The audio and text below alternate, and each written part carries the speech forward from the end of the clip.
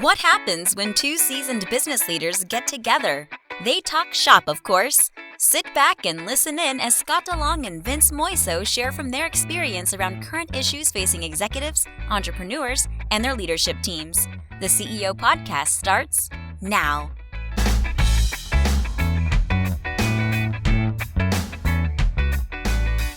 Hey everybody, Vince Moiso here with the CEO Podcast, and I'm here as usual with my partner in crime, Scott DeLong, and we have a very special guest with us for this episode. This is Nina Venturella, and I am very excited to welcome you to the CEO Podcast. So Nina has been coaching me. I want to say like year and a half. About a year and a half. Yeah, about a year and a half. Just did a fabulous job to get me straight and hold me accountable to get my book done, among many, many other things. And, we invited her to be on the podcast today because she has a deep background, very successful background in health and wellness. And I thought the subject, it's a sensitive topic, and at the same time, I think more relevant than it ever has been, potentially, arguably. Agreed. And especially in the workplace, both personally and professionally, is like, how do you conduct your lives? And I want to talk a lot about the mental part of that, because I think, immediately we say the words health and wellness, and you think about the physical aspect of it, and we think of diet, and we think drink of all more these water, eat more vegetables, and work out. all of which is important. Good. Movement. And I think I think we don't talk enough about the mind, and certainly the things that we go through, the things that we bring into the professional arena from our personal lives, and vice versa, right? And I like to talk about it too. Is I heard this from Brene Brown speaking, and she just talks about the battery, right? Like she talks about your energy levels, and at the end of the day, where are you at? And we're not mindful about it. So I thought, well, what better than to have an expert that can come in and have a deeper Well, especially discussion. right now, I think mental health is physical health and mental health, because we've been locked in home offices. We haven't been getting out, mingling with humans, Exactly. right? So the mental piece and the social piece, and probably not exercising much. Everyone's talking about 10 pounds and 15 pounds they've gained. COVID weight, yeah. Yeah. Yeah. So all this ties together. It's a really good time for it, and because I don't know what's going to happen next year. We may stay here. Yeah, we might. Well, tell us. So Nina, just tell us a little bit about your background, and then give us your feedback on what's going on today. So let me just kind of back up and tell you how this whole journey started for me. So I was one of those people who actually had a illness. I've been a personal trainer, nutritionist, and so I always was into health and fitness since I was 19 years old. But when I was 25 years old, I actually went to bed healthy. I woke up extremely sick. It was like every organ was shutting down at one time. Wow. And at first I thought it was the flu, because that's where you normally go, the flu. But 3 weeks later, it got progressively worse. And I'm like, well, that's not the flu. So I went to doctors, and I got lab work and every kind of test done to mankind. And they all told me the same thing. There's nothing wrong with you. It's in your head. You're overworked. You need some sleep. For 2 years. That was my story. In those 2 years, there were 6 months of those 2 years that I was actually bedridden. I was in my 20s.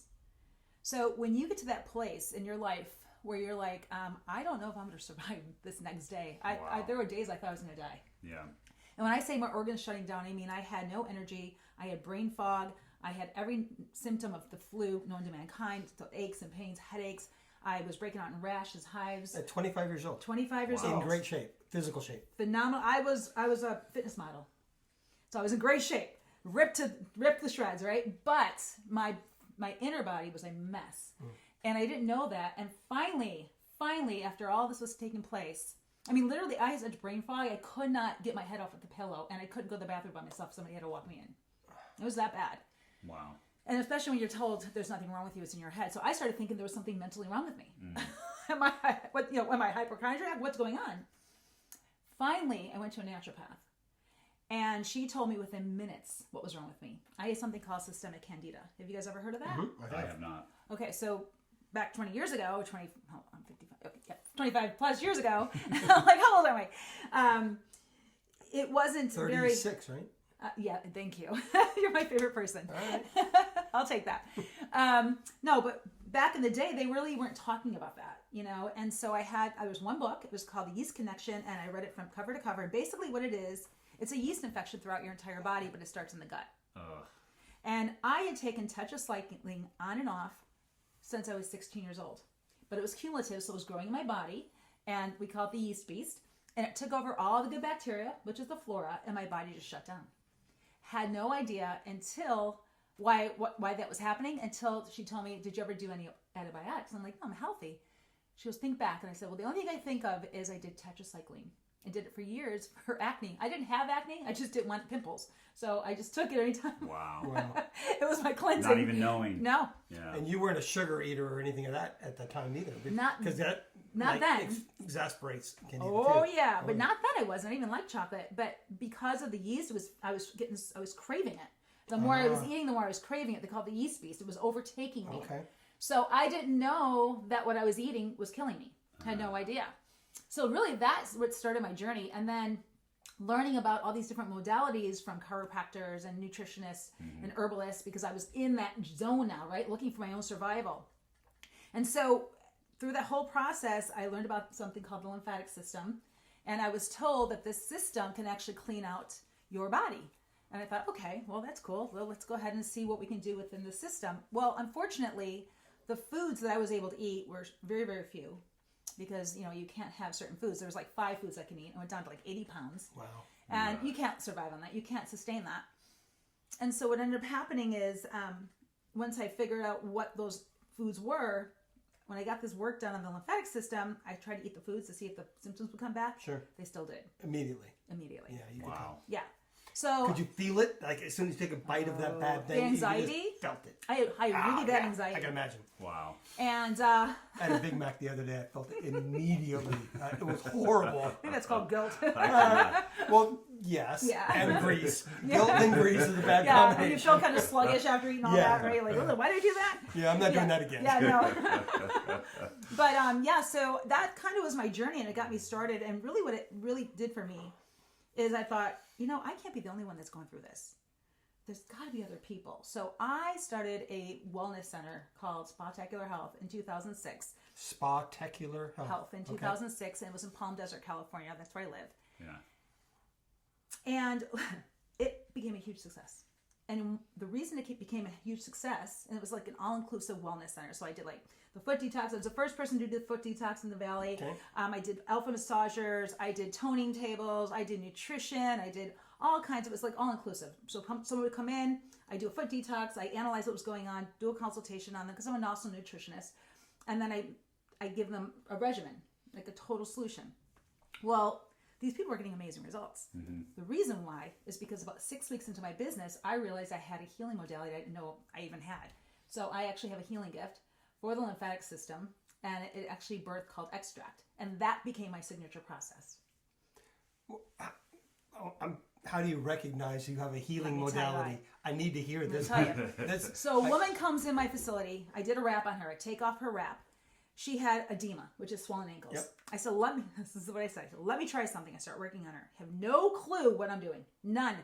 But I knew what I was doing. You wanted to get rid of the puppy stuff. Yeah. That's it. I knew, but it's funny. I've never learned anything how to do, but I knew what to do, if that makes any sense. Okay. It was like intuitive, It makes total right? sense. Yeah. Yeah, it makes total sense. So I do about a half hour work on her legs.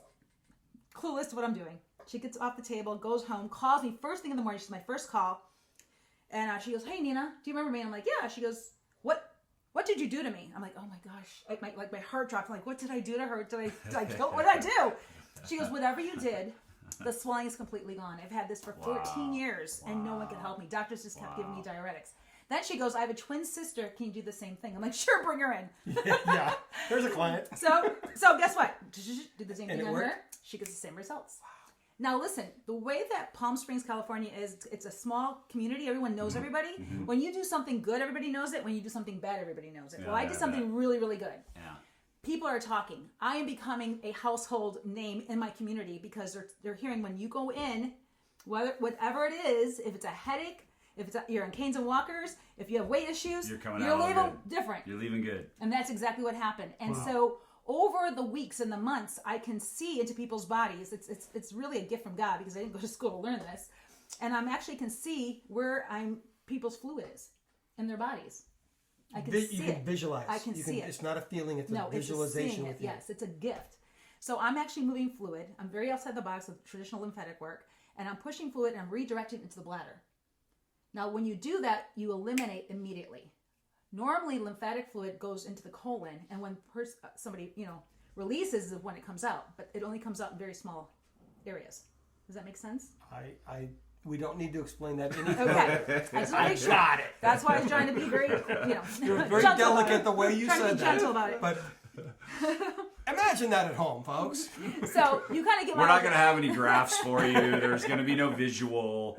We're good. So anyway, so they're getting these amazing results, and I mean, I'm telling you, and I'm going to say this with care because I can't say I'm curing people, obviously. Right.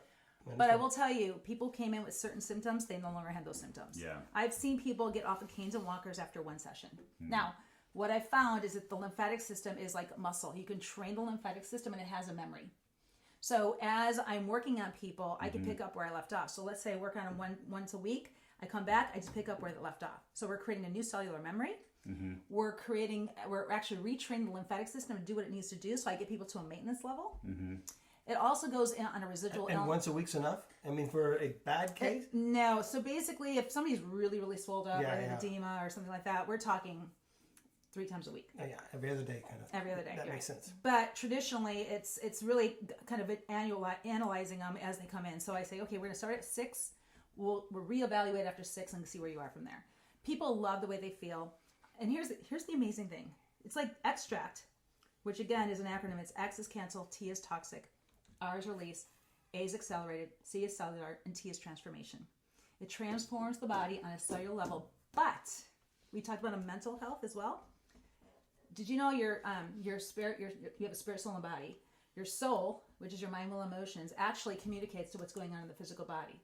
The physical body is then manifesting what's going on here. That's why when people have trauma, they're going through a lot of physical illness because there's like that connection and the communication, and there's an actual frequency. My wife's going to love this. No. This is part of what I was Sorry. telling you earlier. Yeah. So this morning, ironically, I went to an EO Orange County event, and the speaker was talking about the neuroscience of success. And so she's a very renowned neuroscientist who talked about what the brain, does. And she was talking about it in the sense of like, all literally blocking our vision. She was talking about blind spots and how it literally can block our vision. It's why if you've ever noticed when you walk in and I'm saying, can't you see that? It's like right in front of you, but because your perception is so different than mine, the brain is literally blocking that perception all the way down to the point of stress, and the stress that how stress can literally manifest itself physically in the body. And she said that is a very real thing. This isn't some ghost thing that's happening, but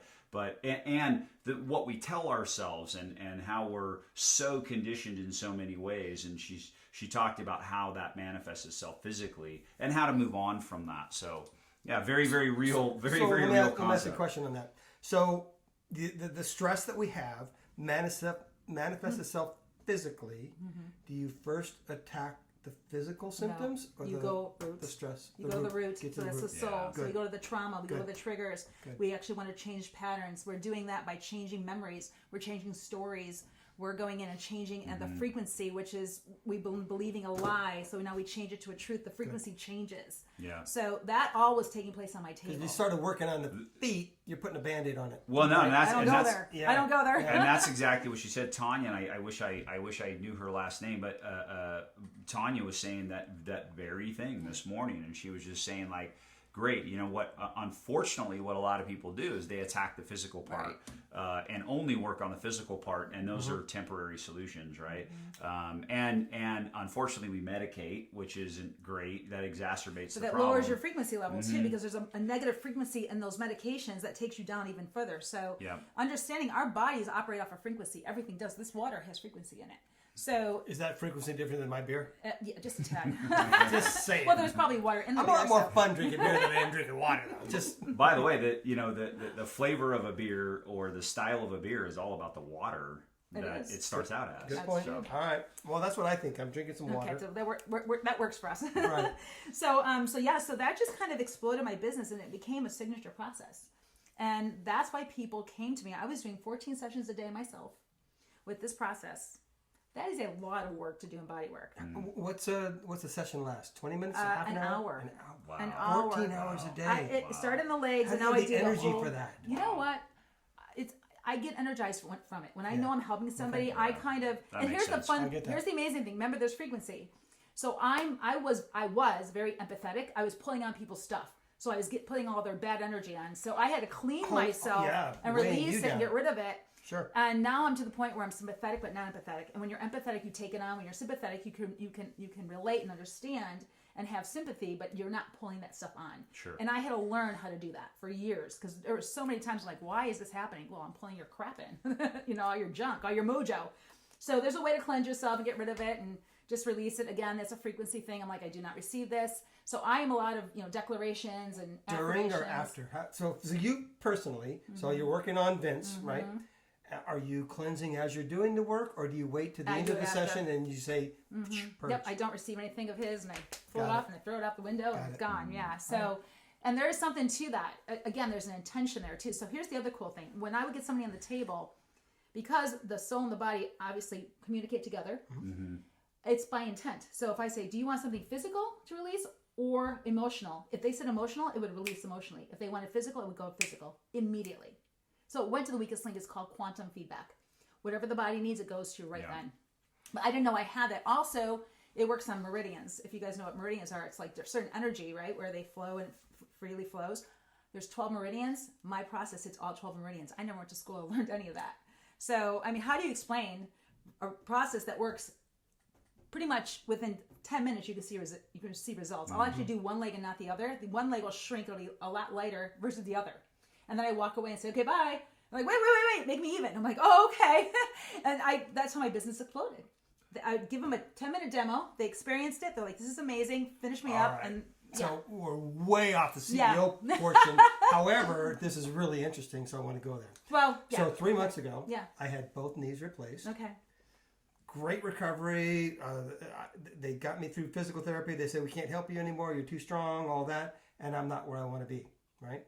So I felt today there's some swelling and all of that.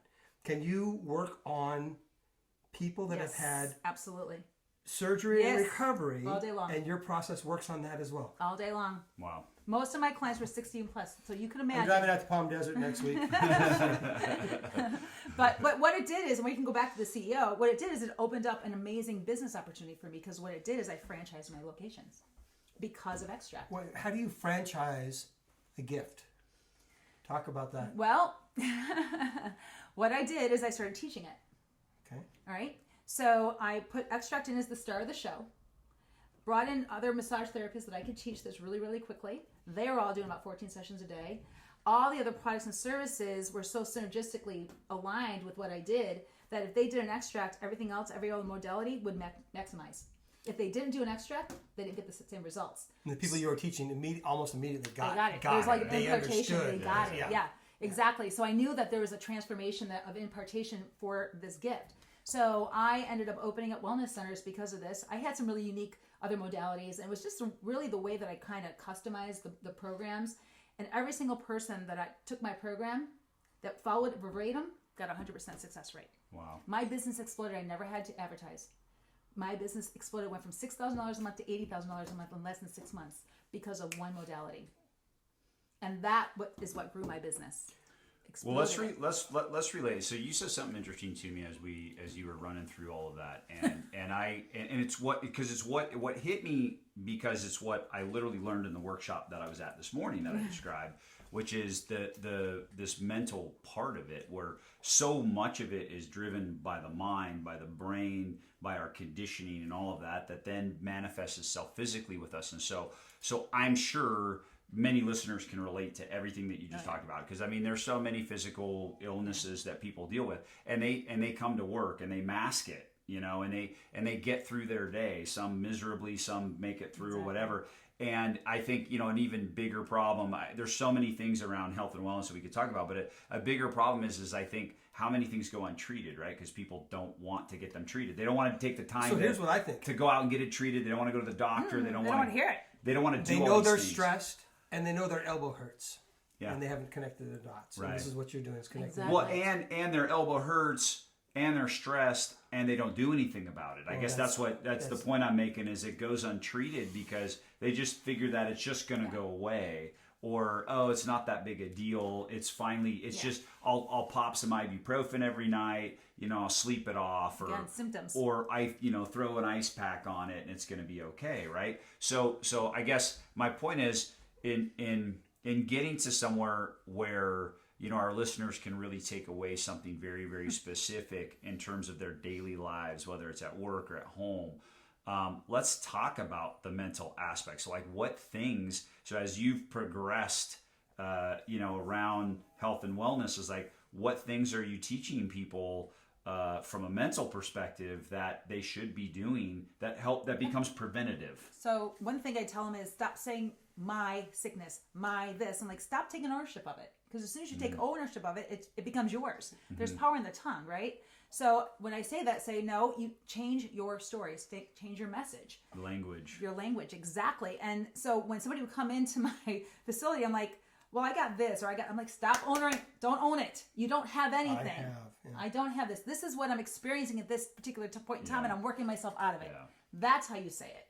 You don't declare it, you don't receive it, you don't partner. The second half of that's important. And I'm working myself out of it. And I'm working myself out of it. Like exactly. That. And so it's that whole mental understanding of, this is not my story. Yeah. This is my journey, but it's not my story. It's not where I'm ending. I'm ending over here on the other side. Right. And people need to have that mentality instead of operating in fear. There's a lot of fear going on right now in society because it's unknown. We don't know what's going on. So in your practice, are you working their ankles while you're feeding their brain? Is that what you're doing? Yes, it is not. That's what it sounds like to me. Not a relaxing process. You're in there. I'm in there talking and saying, in okay, their head. do you feel this? Okay, great. Tell me what you're experiencing. What are you releasing? Because they have connection. There's a connection between the soul and the body. Yeah. So I do something called a trauma release. Not that this feels good. What are you releasing is the question.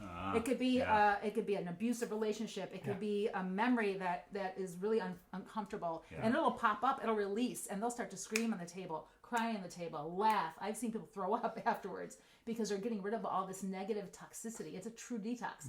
I call it oil change for your body.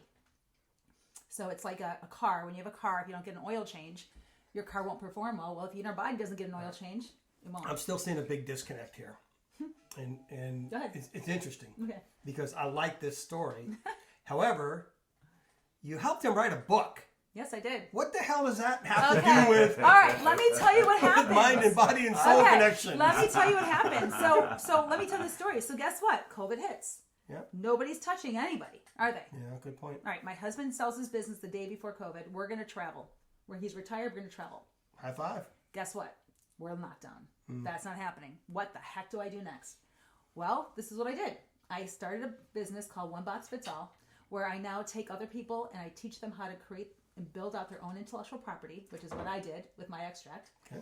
And then I teach them how to put a name and a brand and a look and a feel, and then I help them become more tangible with products and services like ebook, courses, and then I help them really find a game plan to scale and monetize their genius.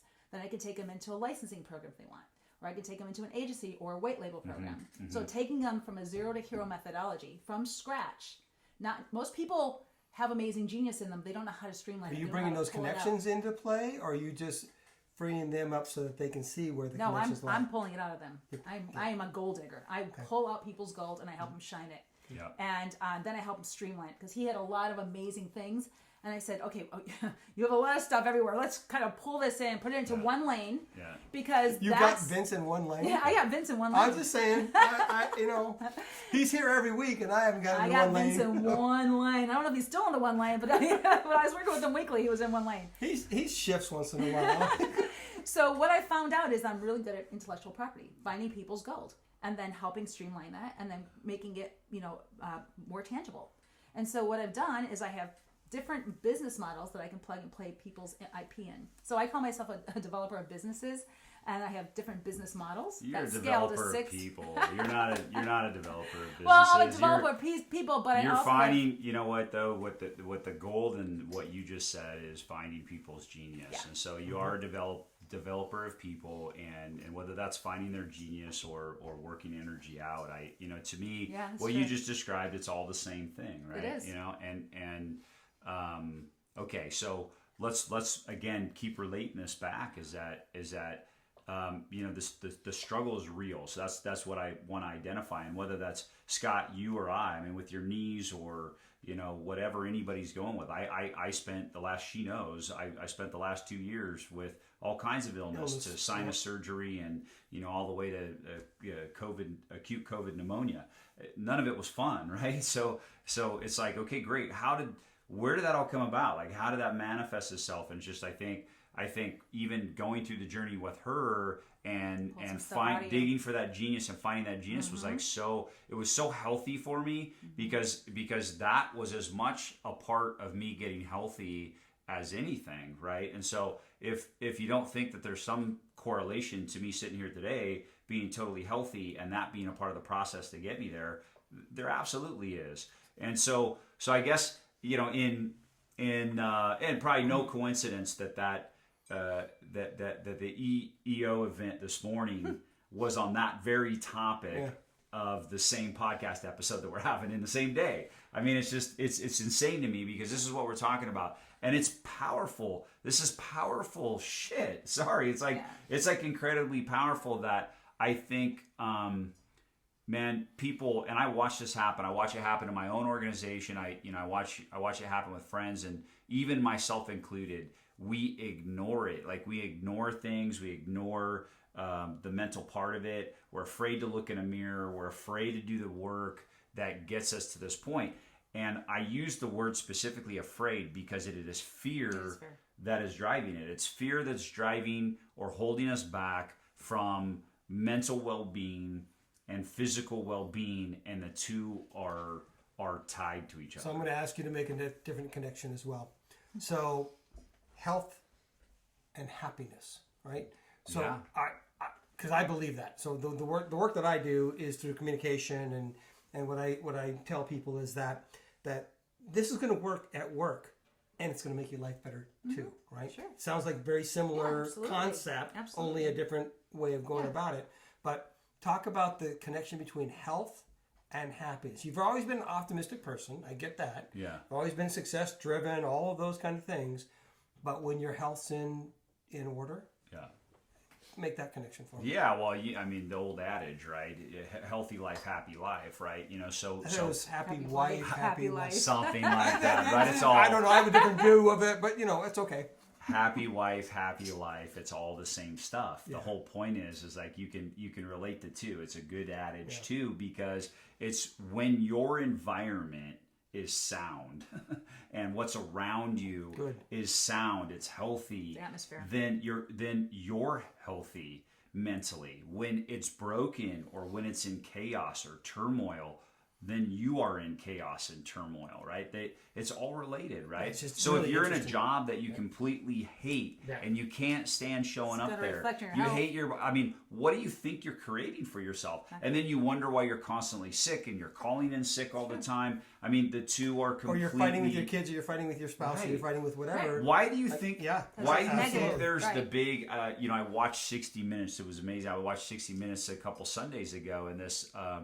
this woman who is an economist for LinkedIn came on and she talked about this, I don't know what they're calling it right now, but why people aren't working, right? It's the big miss of okay, you can't hire anybody. There's more. There's an article that came out this morning that I saw in the state of Oregon. There are more jobs available than there are people to hire. Yeah. Like, it's insane. Right.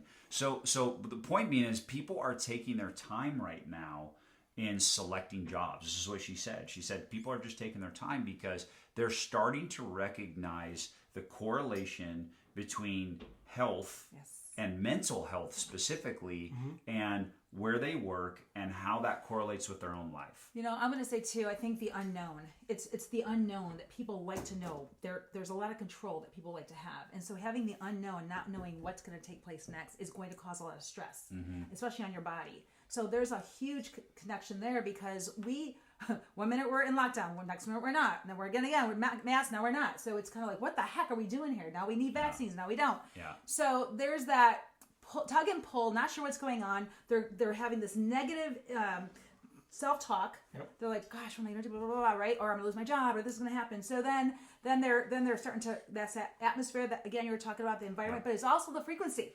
There's this negative frequency, this negative vibration that they're attracting now. And so now they're getting sick and their immune system's lowered and all this stuff is happening. And I'll tell you, I told you when I was sick in my 20s, it wasn't because of just the tetracycline. What I found out was because of all the trauma I'd gone through years prior.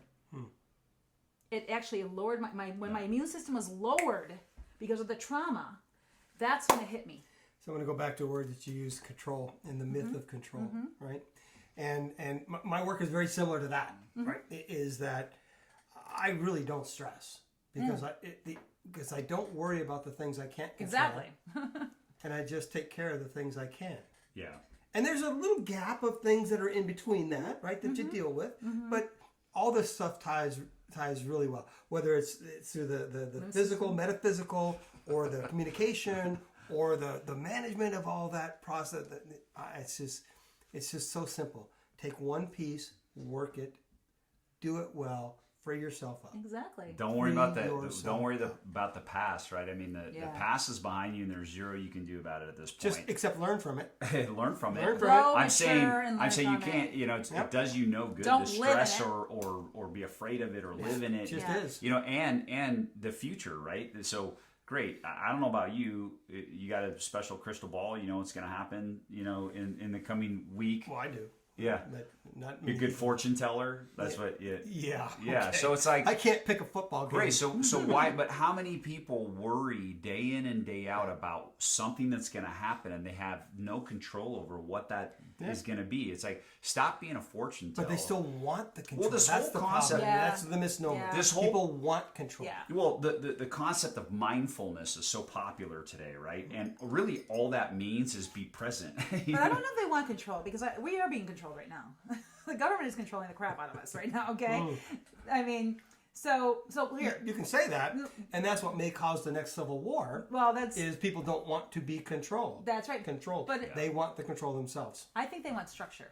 I think they want direction and structure. I don't know if they really want control. Maybe they don't understand control versus structure. But I think people like to be told what to do, so they have structure because that's comfortable for them, and they have a direction and path. But you know, I think entrepreneurs, we don't have that comfort. We have to figure it out as we go, right? But when that's what makes a leader an entrepreneur. We have to kind of ebb and flow. We have to always adjust and adapt. We don't know what that's going to look like tomorrow. So our process is a little bit different than that, because I don't know a human alive, whether it's one of my 2-year-old grandchildren, whether it's a teenager, whether it's whether it's a partner, whether it's a spouse, whether it's a friend, whether it's a parent. They want to be told what to do. Yeah.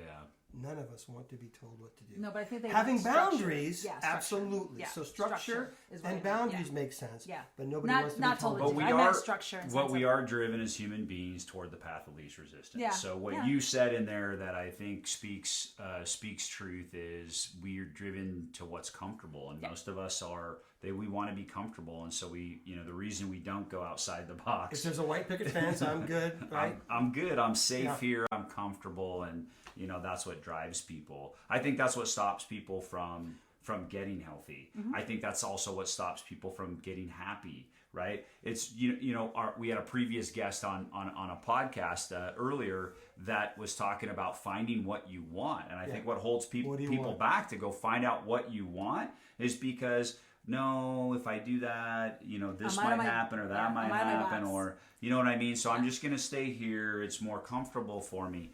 But, that I'm going back to what you talked about, which was health and the relation between health and happiness.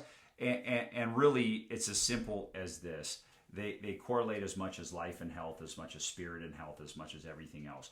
And reality is that if you can find what you want, as our previous guest said, or find your happiness, or find, what your passion, or I don't care, put a word on it, whatever that is, right? When you find that, then, it's you've got the physical, because you talked about it, and I think you said my insides weren't working right, and I think you talked about your physical insides, and I would say also probably spiritually wasn't there either. Aligned. I wasn't and aligned. So when you don't have that alignment, it's pretty hard to be in a totally healthy state. So what can we give between the three of us right now? What can we give our listeners that today?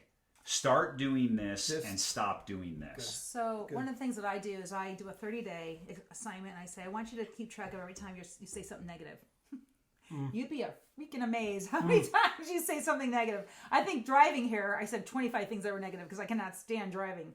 But I mean, you don't realize that, but you are literally starting to, there's a lot of power coming out of that tongue. So you got to be really careful what you're saying, right? Out of the heart, the mouth shall speak. So really understanding and being conscious about what you're saying. And I even have people journal it and then look at it again and start changing the messaging, change the language. So if you said this negative, what's positive about that? And then start aligning with that, because now you're changing patterns. Yeah. And I think even in business alone, you could do that too, because I was a victim in my own business until I became a victor. Yeah. And so I was attracting all the wrong people when I was a victim, but when I became a victor, I started attracting all the right people. Yeah. And so that was because I had to change my mindset, my perspective, my language.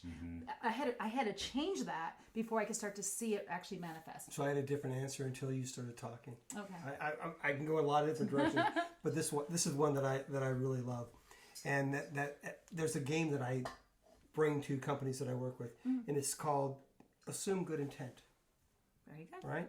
Yeah. How many times in those 35 times when you were driving in here did you think, that guy's a jerk because he did such and such? Oh, yeah, I said it about 4 times already. Yeah.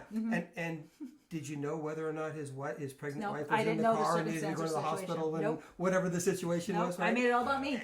Yeah. So the Assume Good Intent game is played like this. For a week, you do this with a group. It's really cool. So Sparklets is a water company, and they have these big 5-gallon jars, right? Yeah. So I put one on the table, and I say, okay, every time that you say that person's a jerk or whatever that is, you don't assume good intent, find yourself $1. Put $1 in the jar. Like a swear jar. So you got like a swear jar. Very similar to a swear jar. It ends up being a party jar, is what it ends up being. Because if you've got a group of 10 people working on a program, and they're honest with themselves, that thing gets filled up. So what I'm suggesting is this, that most people are good. In fact, 95% of the world is good. 5% are narcissists or sociopaths. That's it. Only 5%. And we do run across some from time to time. However, most people are good. Why do you want to treat everybody like they're the narcissist or the sociopath? So let's assume good intent. Start there. And if they fuck up, I'm sorry, if they screw up, that's on them. It's not on me. See, that would be a swear jar. You'd have to put... That's not only a swear jar, but it's a assume good intent jar. So this cost me $2. So when I play this game, I usually have the jar out there, and I do something on purpose to awesome. I love that. Assume good intent. I take my wallet out and I put $1 in right away. Because you're like, I'm going to screw up already. I know that. Right? And it's a really cool thing to be able to do. Most people, 95% of people, are trying to do good. Yeah, absolutely. That's why we write books. That's why we do what we do. They're trying to survive. They're trying to...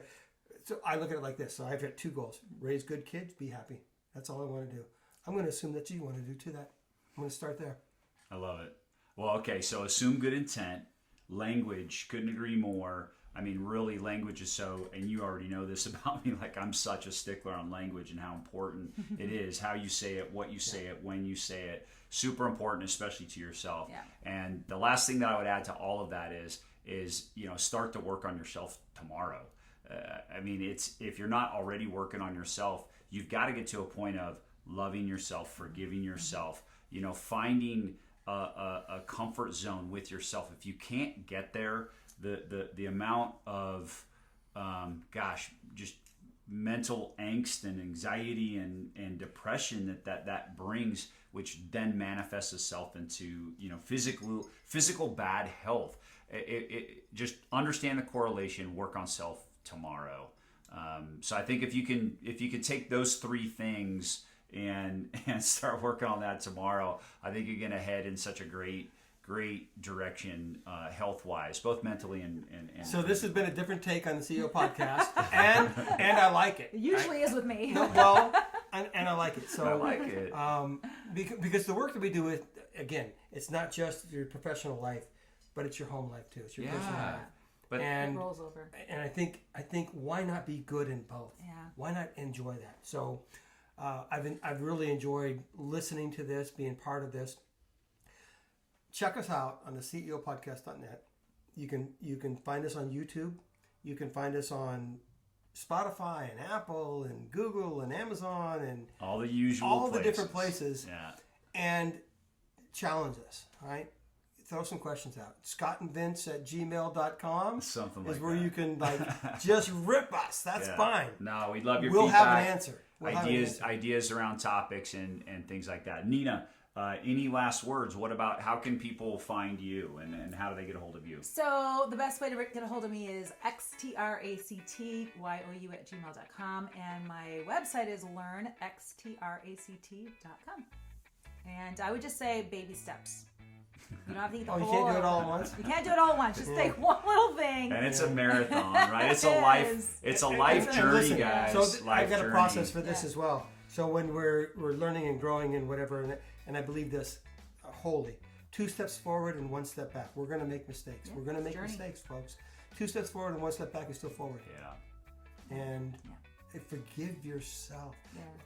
Accept responsibility for the actions you do to others. Yeah. Apologize for those. Yeah. The next step on that is forgive yourself Forgive it. Absolutely. and move forward. Yeah. Absolutely. And embrace the journey. Yeah, It's going to take place, so you might as well embrace it. Nina, Embrace thank you it. very much. Thank Yeah, you so thanks for much. This coming, is Nina. great. Thank you. Appreciate having you on. Thank you so much. Very, Appreciate very, it very as well. much. Till next time, guys. Cheers. Thank you for joining us for the CEO Podcast. Please visit us at theceopodcast.net, where you can learn more about our co-hosts and listen to past episodes. If you would like to have a discussion and dive deeper into any topic, there is also an option to contact Scott or Vince to schedule some time with them. Thanks for listening.